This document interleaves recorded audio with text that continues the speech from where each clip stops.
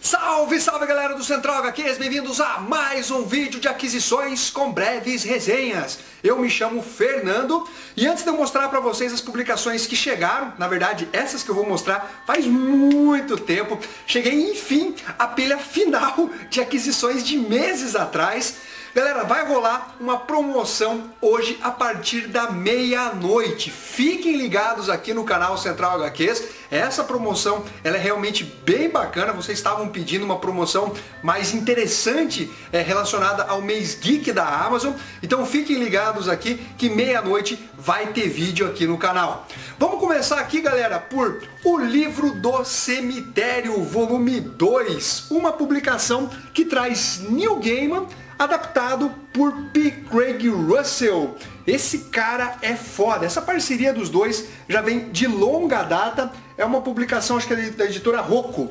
Eu já tenho o volume 1, ainda não li, mas eu pretendo sim fazer a resenha desses dois volumes aqui, desse material que traz uma adaptação em quadrinhos de um livro do Neil Gaiman. Tina Respeito, da Fefe Torquato, material da linha MSP, que é distribuído pela editora Panini Comics. Eu quero aproveitar, galera, um tempinho, a hora que der uma brecha na pilha de leitura, colocar em dia as publicações da linha MSP. Então, vocês se preparem que em breve que eu digo daqui pelo menos um mês, eu vou começar a resenhar as publicações MSP aqui no canal. Francis, da editora Dark Side Books. Lindona essa edição, olha, parece um livro de fábulas, né? Mas trata-se de um quadrinho. Eu também pretendo resenhar essa publicação, como ela tem poucas páginas, aí eu consigo adiantar um pouco mais rápido uma resenha para esse material. Punk Rock Jesus, do Sean Murphy, publicação que saiu pelo selo Vértigo. A editora Panini, se não me engano, lançou naquela mensal Vértigo, né, que já foi cancelada, agora num formatão aqui em edição de luxo. Eu gosto dessa publicação, principalmente pelo trabalho artístico. O Sean Murphy ainda estava iniciando como roteirista e dá pra ver que ele melhora bastante na publicação Batman, a Maldição do Cavaleiro Branco, né, que foi lançada em minissérie, e agora nós temos a continuação dela, que eu estou inclusive resenhando para vocês. Uma publicação que eu também pretendo comentar com vocês mais pra frente. Agora vamos de editora Salvat com a publicação dos Novos Guerreiros, da coleção de capa vermelha. Material bem nostálgico pra mim, porque compila duas edições da série do Thor, em que o Deus do Trovão junto com os Novos Guerreiros vão enfrentar o Fanático. E depois nós temos mais 6 edições da mensal dos Novos Guerreiros. Galera, essa publicação aqui mostra quem são realmente os Novos Guerreiros e não aquela nova equipe formada pela Marvel Comics recentemente. Isso aqui é raiz. Bill Raio Beta, trazendo a primeira aparição do personagem no título do Thor, naquele run clássico do Walt Simonson, e também a minissérie Stormbreaker, que é a saga do Bill Raio Beta, uma minissérie em 6 partes, inédita aqui no Brasil. Primeira vez que está saindo foi exatamente nessa publicação da editora Salvat. Vingadores da Costa Oeste, publicação que traz as primeiras histórias desse grupo com roteiros de Roger Stern. E depois a história avança para edições 89 e 91, que é um arco de histórias que envolve o Ultron. Esse tipo de publicação realmente faz bater um saudosismo, porque eu acompanhei essa fase durante as publicações em formatinho da editora Abril Jovem. Aniquiladores, da coleção de capa preta da editora Salvat. Essa história se passa após aquela grande saga Aniquilação, material que eu gostaria de ver republicado. Olha, Panini, começa aí a planejar para o futuro, né? Não dá para lançar em volume único. Essa aqui, na minha opinião, é uma das melhores sagas cósmicas dos quadrinhos. Eu adoro Aniquilação. Podia lançar em 3 volumes, porque eu acho que um volume único ficaria muito parrudo e caro, né? E esse grupo ele foi formado exatamente após essa saga. Eu pretendo sim resenhar, talvez não tão breve, mas com certeza eu devo comentar sobre essa publicação aqui. E agora nós vamos às breves resenhas. Começando por Calafrio, edição número 61 da Inkblood Comics. E galera, essa edição aqui foi uma das melhores que eu li até o momento. Ainda tem outras que eu vou resenhar para vocês nesses vídeos de aquisições com breves resenhas. Eu adorei essa publicação, a começar por essa capa sinistra aqui. Traz grandes nomes dos quadrinhos, como o Ivan Lima, o Sidmar, o Jean Danton, o Joey Bené, o Siuf, entre outros aqui, alguns mais novatos, né? Essa história, A Morada, é bem bacana. A história de um cara que é um criminoso, covardão, e ele entra numa casa assombrada. E olha a arte, muito legal. É quadrinho roots, né, galera? Quem curte histórias de terror, você bate o olho e já te vem à mente Crypta. Aí nós temos a nossa querida Mala Direta. Eu acho que essa edição não tem o Silfledes Corona, se eu não me engano. Mas é sempre divertido ler, né, as cartas dos leitores. Aqui dicas do que foi lido, né, pelo editor. Essa outra aqui também, A Casa da Senhora Abigail, com o roteiro do Clodoaldo Cruz e Chris Silf. Bem bacana essa história, pesada também. Não vou mostrar aqui porque ela é curtinha. O Legado, da editora Abril para o Mercado de Quadrinhos, um ótimo texto também. Seria o resumo daquele livro que eu já mostrei para vocês, que é o Império dos Gibis. Aqui é de forma bem mais resumida, obviamente, né? São poucas páginas. Não quero aqui mostrar muitos spoilers. Ó, o Jean Danton com Big Ed, que tem nessa publicação Calafrio uma biografia de 2 páginas, no máximo 3, de serial killers que realmente existiram. Nós temos aqui o Ed, ele que inspirou o filme Massacre na Serra Elétrica. Massacre da Serra Elétrica. Temos essa outra publicação aqui, o Jurupari, que tem uma arte mais cartunesca, um pouco mais suja, e que funciona bem. Gostei. Um trabalho artístico diferente, é do Rafael Campos Rocha. Essa publicação aqui, ó, que traz a inspeção com a arte do Joey Bené. O cara é foda, hein, velho? Desde sempre o cara já desenhava muito, né? Olha só. Uma história bem bacana também. Então, galera, realmente eu adorei essa publicação aqui de Calafrio número 61. Mestres do Terror número 70, publicação também da Ink Blood Comics, trazendo aqui Nosferatus. Meus amigos, uma adaptação do filme em quadrinhos. E ficou muito legal porque, obviamente, você consegue identificar claramente o estilo, né, da arte com o filme. Eu assisti recentemente Nosferatus, deve fazer umas 2, 3 semanas. E galera, é um filme bem bacana, obviamente diferente do que a gente está acostumado com o cinema de hoje, mas é uma obra realmente bem interessante, é dos anos 20, se eu não me engano. E nós temos aqui uma pequena matéria sobre o filme, né, Nosferatus, A Mala dos Mestres, que são as, entre aspas, cartas, né, enviadas pelos leitores. O que lemos, essa publicação aqui, O Lobisomem de Marapurã, muito bacana, com uma ótima arte. Olha só o trabalho artístico. Pô, tanto o Calafrio 61 como o Mestre do Terror 70 capricharam aí nos artistas da publicação. Depois nós temos uma matéria especial sobre o Ferdinando. Galera, publicação que eu não sabia que tinha feito tanto sucesso assim. Uma matéria muito completa. Eu, inclusive, tenho uma edição do Ferdinando que é essa aqui, ó. Eu tenho essa publicação. Material que saiu também no Brasil. O que se escondem as sombras. Uma publicação bacana também. Uma arte um pouco mais retrô, eu diria.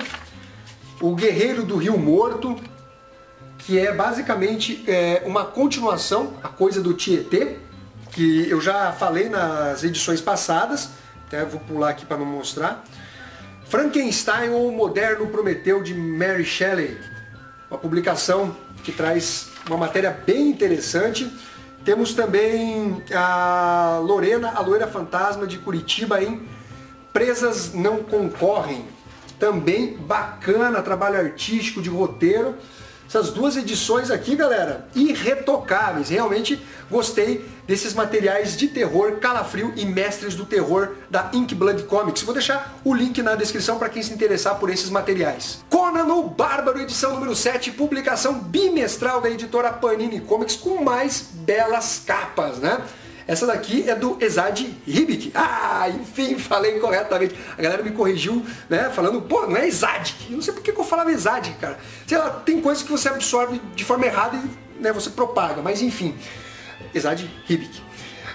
Nós temos uma construção de arco bem interessante feita pelo Jason Aaron. E se eu não me engano é a última edição que ele escreve dessa série, que é a vida e morte do Conan, que envolve a Sina Rubra, né, que tem uma bruxa, que é a Sina Rubra, que quer capturar o Conan por conta do poder do sangue dele, exatamente por ele ter enfrentado várias batalhas, ficar muito perto da morte, é como se o sangue dele com o tempo fosse ganhando poderes.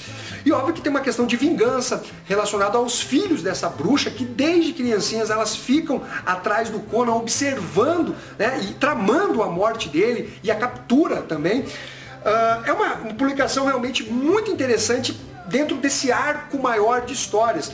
Tem algumas outras histórias paralelas que não funcionam tão bem. Tem uma que me desagradou bastante porque ela tem aquela cara de história de super-herói. E meus amigos, Conan não é super-herói. As histórias, elas não têm que ter aquele tipo narrativo, né? E aqui, ao final desse arco de histórias, que eu achei que finalizou muito bem, com uma arte sensacional do Mahmoud Asrar. O cara tá destruindo nessa edição aqui. Adorei a arte dele. O Conan, ele morreu na edição anterior e foi parar nos céus dos bárbaros, onde ele vai ter que lidar com Kron, que é o carinha aqui da capa. Galera, tem diálogos muito interessantes. A edição, ela chega a flertar também um pouco com o estilo de super-heróis, mas fica naquele limite aceitável, né? Não passa como foi a outra edição que eu acabei comentando. Então nós temos aqui uma história muito empolgante, mostrando o Conan fodão, né? Ele que já é rei Conan, discutindo com Kron, depois voltando à vida, obviamente, ele não morreu.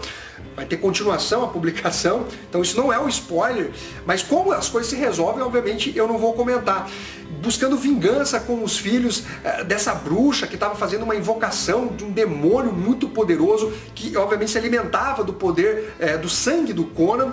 Então foi uma edição muito bacana, uma finalização de um arco longo de histórias. Acho que foram 14 no total, afinal são 2 publicações por edição, se bem que teve anual, né? Mas enfim. Realmente o Jason Aaron passou aqui de forma bem interessante desse arco maior da publicação. Teve coisas ali que não me agradaram em histórias paralelas, mas de modo geral realmente é uma publicação que eu diria que vale a pena vocês lerem. Marvel Comics com as edições de Vingadores número 21 e 22. Publicações que são escritas pelo Jason Aaron. E se vocês acompanham aqui o canal Central HQs, especialmente esse quadro que eu comento as publicações mensais, sabe que eu tenho raiva, não gosto desse run do Jason Aaron. Ele que é um grande escritor, escrevendo um grande título e soltando merda atrás de merda. Histórias bobas, superficiais, com retcons desnecessários, histórias lacradoras, como é aquela da Mulher Hulk, que eu já comentei aqui com vocês. Nossa, que história panfletária sem vergonha, mal feita mesmo. Agora, nós temos a edição número 21 e 22, que ele consegue escrever uma história mais ok, né? Talvez porque não fica querendo lacrar, talvez porque ele não busque retcons desnecessários para contar a história. Essas duas publicações se passam após a Guerra dos Reinos, aquela saga em que o Malekith, junto com os Elfos Negros, os Gigantes de Gelo, vieram para o planeta Terra. Então é uma publicação mais leve, mais assim, gostosa de ler, uma publicação bem escrita, inclusive o Jason Aaron é um escritor de bom nível, né? Então nós temos Tony Stark e o Thor naquela banheira, no furô lá, né?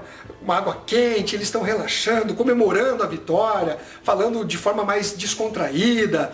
Aí nós temos algo relacionado também ao Motoqueiro Fantasma, que não me desce esse personagem, eu acho ele muito fraco, uma personalidade assim das mais toscas, sabe? Não, realmente para mim não funciona esse Motoqueiro Fantasma. que não tem moto, né? Ele tem um carro. Ele é auxiliado pela Capitã Marvel, depois todo mundo se reúne na banheira, assim, realmente é uma história mais gostosa de ler, mais leve. E daí na edição seguinte, nós temos em paralelo, rolando com tudo isso, o Pantera Negra visitando o Coulson, que é o líder, pelo menos assim formalmente falando, do Esquadrão Supremo, né? Que é a Liga da Justiça do universo Marvel. E o Pantera Negra fala, cara, você tá, na verdade, com más intenções. E ele, inclusive, chega pro próprio Esquadrão Supremo e fala, olha, reparem nas ações dele, os Vingadores não são inimigos de vocês, então vamos manter a paz, só se vocês quiserem que a gente seja inimigo. Então o Pantera Negra, ele tá bem interessante dentro da publicação.